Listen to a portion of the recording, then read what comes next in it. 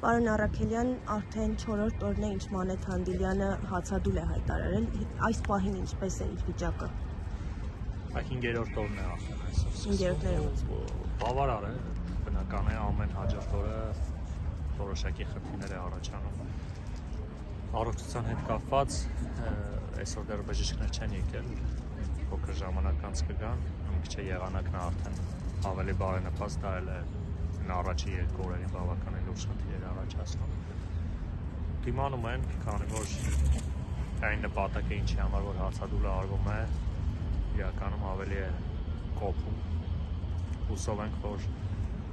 ինչքան հնարավոր է արագ Ռուբեն Վարդանը հացադուլից դուրս կգա, քանի որ մեր ընկերների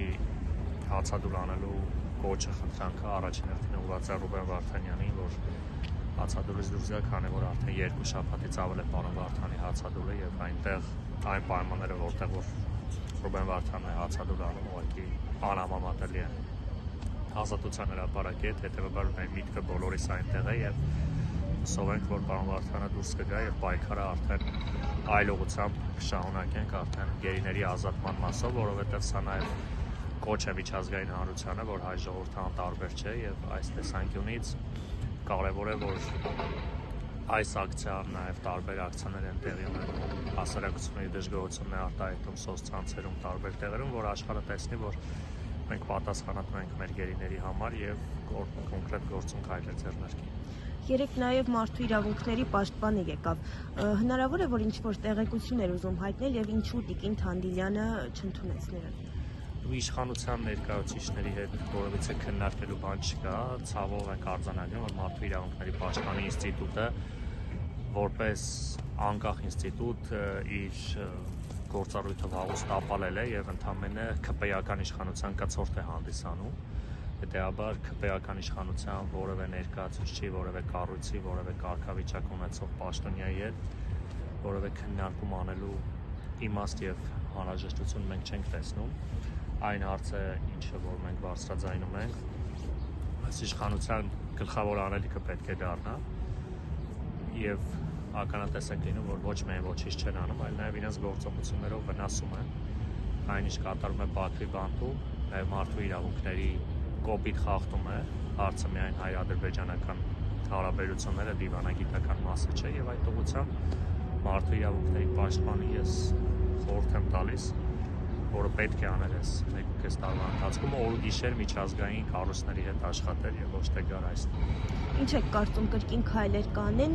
գալու այստեղ։ Եվ արդյոք հորդորեն, որպեսզի հացադուլը դադարեցնենք։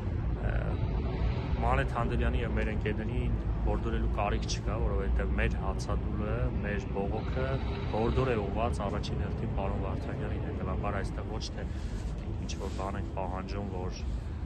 մեր քաղաքացիները, մեր գործընկերները, որոնց իհարկե բռնվող ենք մոտենում, նաև շնորհակալ ենք բոլորից, ովքեր անհանգստանալով եւ Տիկին Հանդիլյանի եւ մեր ընկերների առողջության համար նման հորդորներով, խնդրանքներով հրապարակային եւ նաեւ անհատական այցելությունների ժամանակ են ասում, բայց կարեւոր է, որ բոլորիս կոչը ուղղված լինի դեպի Բաքվի բանտում գտնվող մեր հայրենակիցներին։ Սրանով նաեւ մեր հայրենակիցները պետք է տեսնեն, որ իրենք մենակ չեն, մենք նման ակցիաներով, նման կոչերով ցույց ենք տալիս, որ մենք իրենց կողքին ենք։ Հետևաբար շատ ավելի կարևոր է, որովհետև ելի եմ ասում, Հայաստանում ցանկացած ակցիա, ցանկացած անհարմարություն, կլինի հացադուլ, կլինի ցուրտ, կլինի ինչ, անհամեմատելի է այն, ինչ որ կատարում է Բաքվի բանտում, որովհետև այն պայմանները կամ ընդհանրապես պայմաններն են մեր հայրենակիցների միայն Բաքվում գտնվելու փաստը արդեն սահմանված չէ եւ հետեւաբար այդ ուղղությամբ բոլորիս չանքերը պետք է ուղղեն այդ մարդկանց ազատմանը։